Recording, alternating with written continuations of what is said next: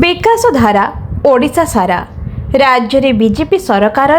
2 वर्ष पूर्ति अवसर में अनुगुल विधानसभा निर्वाचन मंडली नुआ मौजा ग्राम पंचायत कार्यालय ठारे विकास धारा ओडिशा सारा कार्यक्रम अनुष्ठित हो जाइछि। कार्यक्रम रे मुख्य अतिथि भाव में अनुगुल विधायक श्री प्रताप चंद्र प्रधान जोगदे उपस्थित जनसाधारण को राज्य में बीजेपी सरकार करिथिबा विभिन्न जनकल्याणकारी योजना संपर्क में अवगत कराइबा सहित हिताधिकारी मानंकु प्रधानमंत्री आवास योजना अंत्योदय योजना रे बासगृह भत्ता और विभिन्न सरकारी योजनार सहायता राशि और कार्यादेश प्रदान करथिले। अन्य मानक मध्यरे नुआ मौजा ग्राम पंचायतर सरपंच श्री विकास प्रधान, अनुगुल ब्लॉक सहकारी निर्वाही जंत्री